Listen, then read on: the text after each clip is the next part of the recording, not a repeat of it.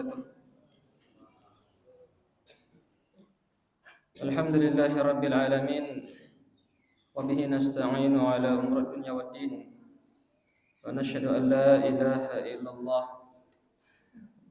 وحده لا شريك له ونشهد أن محمدا عبده ورسوله لا نبي بعده. اللهم صل وسلم على نبينا محمد وعلى آله وأصحابه ومن سار على نهجه وقتفى أثره إلى يوم الدين أما بعد. Alhamdulillah, para jamaah salat subuh yang semoga dirahmati Allah Subhanahu wa taala, tidak pernah bosan dan tidak henti-hentinya dan sudah menjadi kewajiban kita semua untuk selalu memuji dan bersyukur kepada Allah Subhanahu wa taala atas segala nikmat yang Allah berikan kepada kita. Nikmat kesempatan, kesehatan, terlebih lagi nikmat iman dan nikmat Islam. Dan juga nikmat dipertemukannya lagi kita dengan bulan suci Ramadan para jamaah sekalian. Ya, tidak terasa kita sudah masuk di hari ke-14 dari bulan yang mulia ini, ya sudah hampir pertengahan. Ya, Ramadan kita lalui, dan yang perlu menjadi pertanyaan untuk diri kita masing-masing adalah bagaimana kualitas dan semangat ibadah kita. Apakah semakin meningkat atau justru terjadi penurunan semangat dalam ibadah? Ya, kalau saja kita dapati ternyata terjadi penurunan semangat dalam beribadah, maka hendaknya kita banyak-banyak beristighfar kepada Allah, mohon ampun kepada Allah atas segala kelalaian kita, dan berdoa kepada Allah Subhanahu wa taala agar diberikan kekuatan untuk bisa memaksimalkan ibadah kita di hari-hari berikutnya. Para jemaah sekalian, insyaallah pada kesempatan yang singkat kali ini, tema kita pada subuh hari ini yaitu berkaitan dengan doa. Doa ini merupakan salah satu ibadah yang agung. Nabi SAW dalam hadis yang menegaskan, ad-du'a huwal ibadah. Doa itu merupakan ibadah.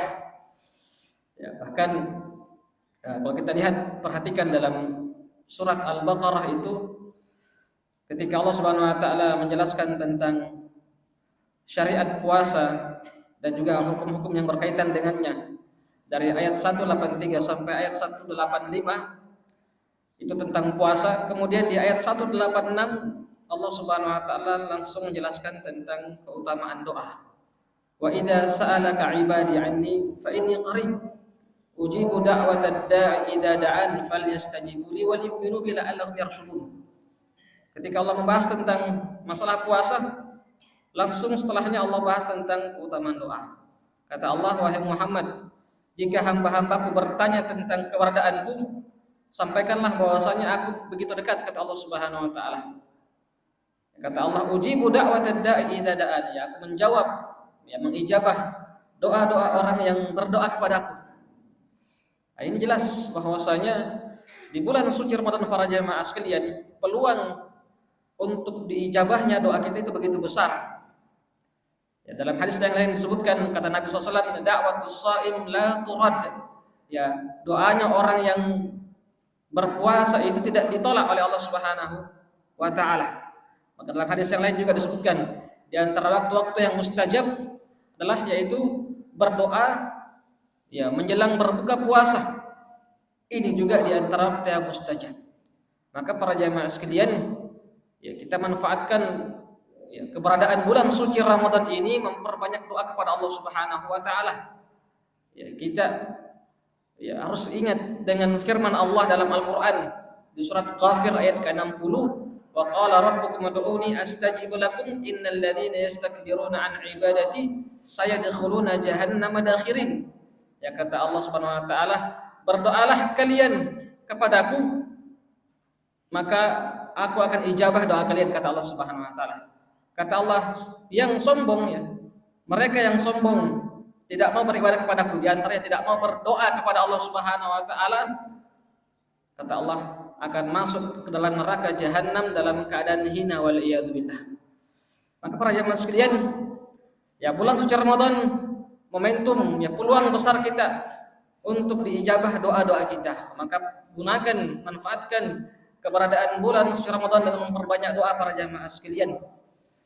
Ya, oleh karenanya kata para ulama kita berdasarkan dari hadis Nabi SAW bahwa orang yang berdoa itu pada hakikatnya tidak merugi sama sekali.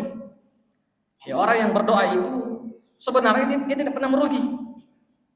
Ya, pertama itu merupakan ibadah. Ya. Kemudian ya dalam hadis disebutkan ya orang yang berdoa itu minimal dia mendapatkan satu dari 3 hal. Ya, orang yang berdoa itu minimal dia mendapatkan satu dari 3 hal. Apa itu? Yang pertama, ya bisa jadi doanya langsung dikabulkan oleh Allah Subhanahu wa taala. Apa yang dia minta, apa hajatnya, langsung Allah kabulkan. Ini yang pertama. Yang kedua, kalaupun ya belum dikabulkan hajatnya, permintaannya, dengan doa tersebut menjadi sebab dia terhindar dari mara bahaya para jamaah sekalian. Ini luar biasa. Jadi ya doa ini diantara keutamanya adalah menjadi penghalang agar orang tidak ya terkena musibah, mara bahaya.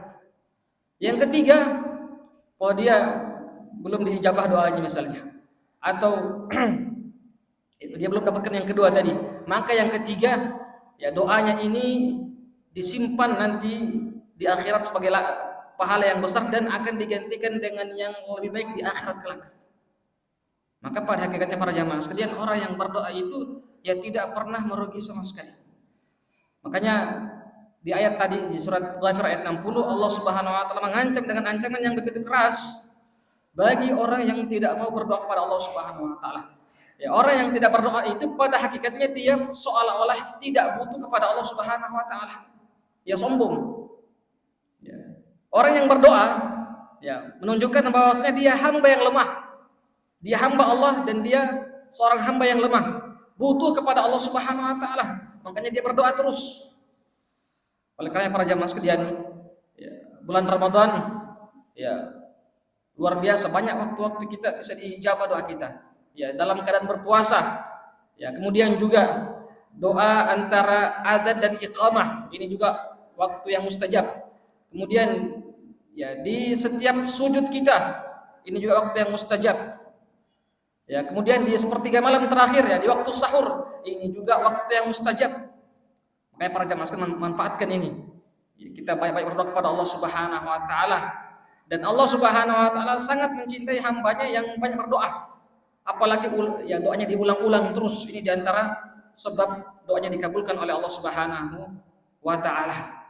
Dan menunjukkan bagaimana betapa lamanya kita di hadapan Allah Subhanahu wa taala para jamaah sekalian.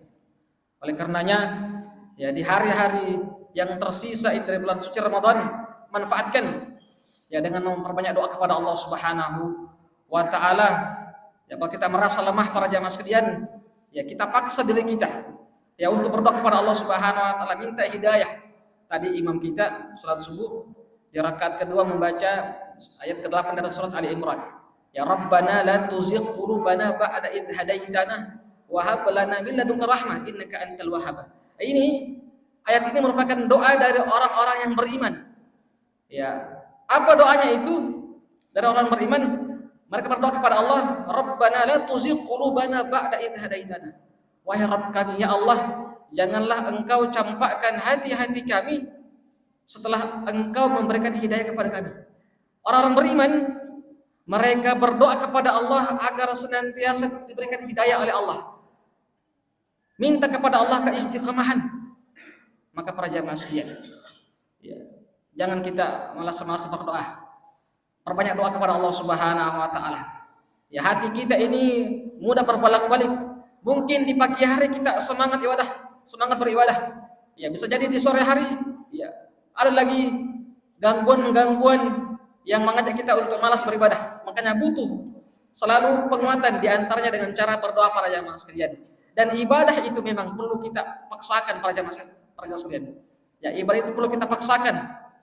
Ya, jadi keliru itu kalau ada orang yang kita tanya misalnya, Ya, kenapa tidak sholat 5 waktu? Kenapa tidak puasa? Kenapa tidak baca Quran? Ya, bagi yang perempuan, kenapa tidak pakai jilbab? Ya, kenapa tidak berdoa? Kemudian ada yang menjawab, dia menjawab, belum dapat hidayah Ustaz. Nah, ini keliru ini. Salah. Justru konsep dalam hidayah itu adalah menjemput hidayah. Hidayah itu diusahakan. Sebagaimana yang Allah sebutkan dalam Al-Quran, Innallaha la yughayyiru ma biqaumin hatta yughayyiru ma bi anfusihim. Sungguhnya Allah Subhanahu wa taala tidak merubah suatu kaum, ya, tidak merubah keadaan suatu kaum sampai mereka yang merubah diri sendiri. Artinya mereka usahakan. Dalam ayat yang lain disebutkan di surat Al-Ankabut, di ayat terakhir, ya walladzina jahadu fina lanahdiyannahum subulana wa innallaha la ma'al muhsinin. Ya mereka yang bersungguh-sungguh untuk menuju jalan Allah, maka kata Allah, maka kami akan berikan hidayah kepada mereka. Jadi hidayah itu ya perlu diusahakan. Makanya paksa diri kita untuk kerjakan sholat 5 waktu, karena itu kewajiban.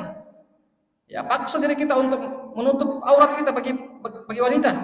Ya, karena itu kewajiban, maka hidayah akan datang. Ya, paksa diri kita untuk baca Quran, maka hidayah akan datang. Dan juga berdoa para jemaah sekalian, perlu kita usahakan, perlu kita apa? Paksakan. Ya. Doa ini luar biasa. Makanya di antara sebab doa seseorang itu tidak diijabah oleh Allah ketika dia berdoa, tapi ya dia tidak paham apa yang dia doakan, dia tidak paham apa yang dia panjatkan. Ya kata Nabi SAW, ya Allah Subhanahu wa taala tidak akan menerima doa dari qalbin ghafilin lahin, dari hati yang lalai. Ya ada orang yang berdoa, dia mulutnya komatkan berdoa, tapi dia tidak tahu apa yang dia doakan, tidak tahu dia apa yang dia baca. Makanya perlu kita pahami itu, ya apa yang kita baca dalam doa-doa kita. Ya pahami, termasuk bacaan-bacaan sholat kita. Ya kita pahami itu.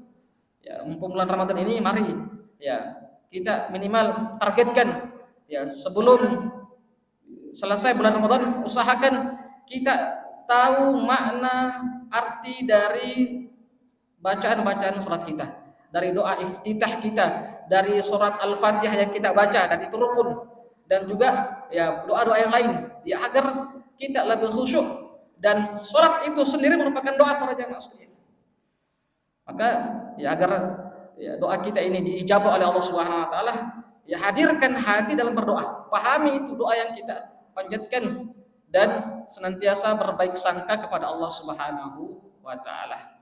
Wallahu taala alam. Ini apa yang bisa kami sampaikan pada kesempatan yang singkat kali ini. Semoga Allah Subhanahu wa taala memberikan hidayah kepada kita dan kepada kita keistiqomahan sampai ajal menjemput kita. Amin ya rabbal alamin. Terima kasih atas perhatiannya. Syukran wa jazakumullah khairan. Barakallahu fikum. Assalamualaikum warahmatullahi wabarakatuh.